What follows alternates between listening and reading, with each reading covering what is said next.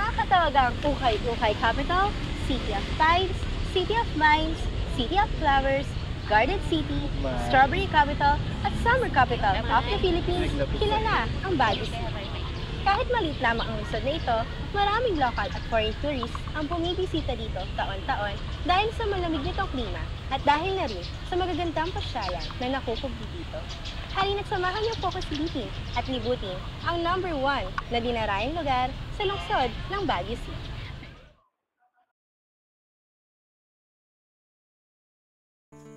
Ito ay ang Burnham Park na matatagpuan sa sentro ng lungsod ng Baguio City. Ang salitang Burnham ay mula sa pangalan ng tanyag na American architect na si Daniel Hudson Burnham na siyang nagdisenyo dito. Sa Burnham Park matatagpuan ang man-made lagoon na mas kilala bilang Burnham Lake.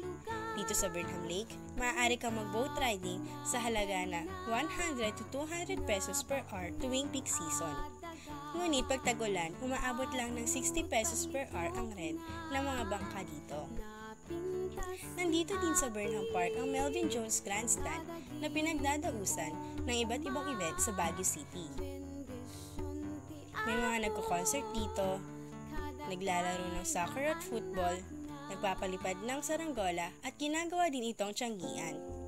Marami pang ibang maaaring puntahan dito gaya ng Children's Playground, Skating Rink, Rose Garden, Orchidarium, Igorot Garden, Picnic Grove, Athletic Bowl, Sunshine Park, Japanese Peace Tower, at the Pine Trees of the World.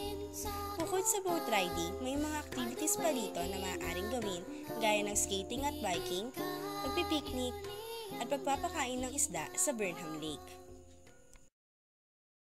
Marami pang ibang tourist spots dito sa Baguio City tulad ng Camp John Cave, Mines View Park, Session Road, Baguio Cathedral, The Mansion, at marami pang iba. Sa loob lamang ng 2 hanggang 3 araw ay maaari naman ng malibot ang mga lugar na ito. Pinapatunayan nga naman ng Baguio City na ang Pilipinas ay sagana sa likas na yaman at tunay na binayaan ng may kapal. Kaya't ating pagmalaki at taas lang sabihin na it's more fun in the Philippines. Ako po si Nancelis, nag-uulat para sa the best of Jorn Legacy. Magandang umaga mga kaibigan. Ako si Jace Roque at samahan niyo akong tunghayan ang isa sa pinakamagandang probinsya sa Pilipinas, ang Ilocos Norte.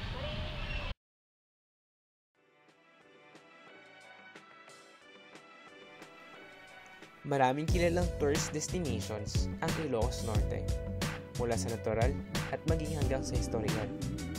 Hinding-hindi may kakalala ang ganda ng nasabing lalawigan.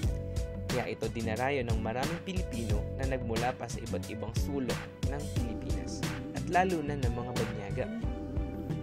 Ilan sa mga dinarayo ay ang sikat na Paway Church, Pagudpod at Kapurpuruan Rock Formation. Kilala rin ang Ilocos Norte sa mga pagkain tulad ng pinakbet at ang sikat na empanada. Higit sa lahat, hindi papahuli ang Ilocos Norte sa mga modernong atraksyon. Ito ay ang kanilang kilalang windmill sa Banggi Wind Farm. Nagsimula ang ideyang ito dahil sa pagkukulang ng supply ng kuryente sa bayan ng Banggi. Ito ay isang proyektong isinagawa ni Senador Bongbong Marcos. Ang Banggi Wind Farm ay ang first powered generating windmill farm sa Southeast Asia. At dahil din dito, lumago ang turismo sa Ilocos Norte. Hindi nga lang pinagkukunan ng kuryente, pati na rin nagpapalago ng kanilang industriya. Ang Banggi Wind Farm ay mayroong 20 wind turbines na may tinatayang halos 230 feet na nakahilera at nakaharap sa South China Sea. Ang mga windmills o ang mga wind turbines ay isa sa mga pinakaligtas na pinanggagalingan ng kuryente dahil ito ay hindi nagpo-produce ng pollution kumpara sa ibang pinagmumula ng kuryente tulad ng pagsusunog ng gasolina. Ito ay isa sa mga pinagmamalaki ng mga Ilocano at marahil na rin ng buong Pilipinas. Marahil sa pamamagitan ng proyektong ito sa Ilocos Norte, ito ay makapagbibigay daan sa mas mura at mas ligtas na source ng kuryente. Maraming salamat. Jace Roque, nag-uulat. Isa lamang ang lalawigan ng Pangasinan sa pinaka-perpekto, piling-pili at estratehikong lalawigan sa buong arkipelago ng Pilipinas. Nakasaboy kasi sa islang ito ang pinakamalalagong kagubatan. Dagdag pa riyan ng nakapalibot na karagatang Timog China. Maging ang Golpo ng Lingay ay nakatutulong sa ganda nito. Isang tunay na perlas ng Hilagang Luzon kung may tuturo. At para sa pinakabagong edisyon ng The Jorn Legacy, tampok ko ngayon ng hindi lamang isa, kundi daang-daang dahilan kung bakit may tuturing na paraiso ang lalawigan ng Pangasinan. Halina't samahan niyo ako sa ating paglalakbay dito sa biyaheng norte, ang 100 Islands ng Alaminos City, Pangasinan. Humigit kumulang 240 kilometro o 5 oras na biyahe sa bus mula sa Marangyang Kalungsuran ay matatagpuan ng daang-daang isla, daan-daang paraiso, daan-daang dahilan na tayo pinagpala ng poong may kapal, ang walang kaparis sa ganda na 100 Islands. Mistulang isinaboy na perla sa karagatan, estratehiko, perpekto ang lokasyon ng bawat pulo. Sa katunayan, 124 ang kabuuang bilang ng mga isla, subalit nababawasan ito ng isa kapag mataas ang tubig. Napakaraming pwedeng pasyalan dito. Ilan nga sa mga markadong isla ay ang Quezon Island, kung saan namamalagi ang mga park rangers. Narito rin ang Governor's Island kung saan makikita ang sikat na bahay ni Kuya.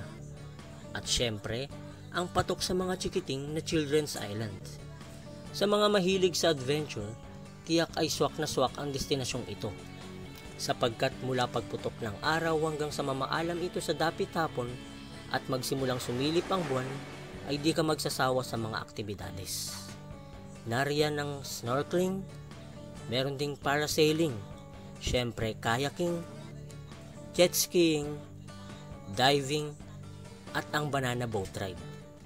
Sana'y pagdating ng panahon, ang kalat-kalat at milyong-milyong Pilipino sa 7,107 isla ng ating arkipelago tulad ng 100 Islands ay sabay-sabay ding tumindig, magtaas noo at buong pagmamalaking isigaw sa buong daigdig ang ganda ng Pilipinas.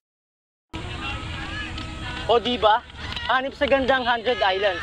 Kaya ano pang hinihintay mo? Tumayo ka na sa iyong silya at yakagin ng mga katropa. Magpunta na kayo sa iba't ibang lugar ng Pilipinas dahil kung tutusin, marami pang itinatagong ganda ang ating bansa. Naghihintay lang kay Juan de la Cruz na matuklasan nito. Kaya para sa susunod na biyahe, ito po si Brian Ulanday para sa Biyaheng Norte.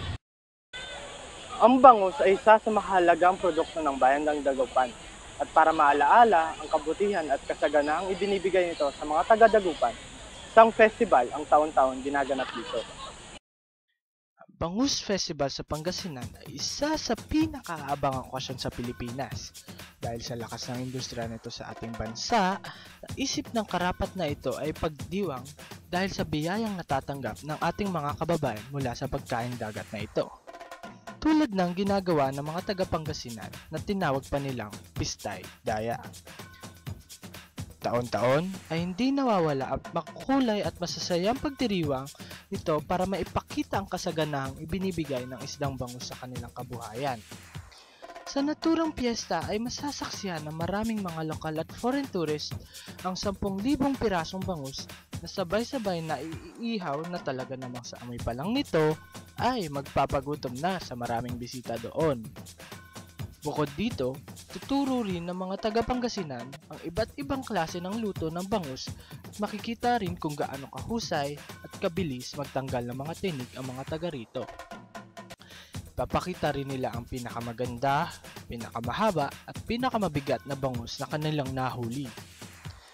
Lugar ng Dagupan na tinaguri ang Bangus Capital of the World ay nangunguna na rin sa pag-angkat ng ilang mga pagkaing dagat tulad ng sugpo, hipon, limasag at iba pa. Isang patunay na ang mga taga-Dagupan ay masayang namumuhay sa simpleng pamamaraan lamang. Ito pa, di lang bangus ang bumibida sa Bangus Festival, kundi ang suporta rin na ibinibigay ng Energy FM na isang stasyon ng radyo na kauna-unahang gumagamit ng sariling wika na Panggalatok. Ang Dagupan nga naman ay isa sa pinakapaboritong puntahan ng mga tao rito. Hindi lamang sa mga world-class na bangus, kundi sa kulturang kanilang iningatan na nakahakot ng respeto at paggalang ng buong mundo. Kaya di kataka-taka kung masarap na bangus ang hanap mo, ang bayan ng Dagupan ang sadyain. Alin Villaflor po, nag-uuli. Bawat probinsya sa Pilipinas, mapakultura man, fiesta o landmark, ay sadyang may pagmamalaki sa ibang bansa. Sa probinsya ng Isabela, proud na proud ang mga Ilocano sa kanilang putahe na pinakbet. Ang Isabela ay matatagpuan sa lambak ng Cagayan na may mayamang kapatagan. Kaya naman, isa ang Isabela sa mga probinsyang mayaman sa mga produktong pang-agrikultura. Isa ito sa may pinakamalaking kita sa pagbebenta ng saging, mais, tabako, bigas, at syempre, mga gulay. Kaya naman hindi na nakakagulat na puro gulay ang kanilang hinahalo sa paggawa ng masarap na pakbet. Ang pinakbet ay nagmula sa salitang Ilocano na pinakebet, na ang ibig sabihin ay paliitin. Ito ay marahil na rin sa paraan ng pagluluto nito. Ang mga gulay ay pakukuluan sa kaldero hanggang sa lumambot ito, kaya naman lumiliit ang mga ito. Maraming pwedeng ihalo na gulay sa pakbet, kaya naman nagkaroon na ito ng iba't ibang variations. Nariyan ang ampalaya, okra, talong, sitaw, kalabasa, at iba pa. Nilalagyan ng mga Ilocano ng fish paste o bagoong ang kanilang binakbet para magkalasa ito. Maaari ring maglagay ng mga chunks ng baboy para maging meaty ang lasa nito. Simple lang ang pagluluto ng authentic na pakbet Ilocano. Una, igisa ang hiniwang piraso ng karne. Isunod ang bawang, sibuyas, at kamatis. Pagkatapos ay maaari nang maglagay ng bagoong at hayaang lumabas ang amoy nito. Pagkatapos ay maglagay ng konting luya, isunod ang kamote. Lalagyan din ng konting tubig at saka ilalagay ang sitaw, okra, siling duwag at talong. Swak na swak ang pagkain ito para sa mga trip ang healthy eating. Sa huli, ang sarap ng pagiging isang Pilipino ay matatagpuan sa ating mga hapagkainan. Ako po si Janica Agpawa, nagsasabing, it's more fun in the Philippines, more delicious in Isabela.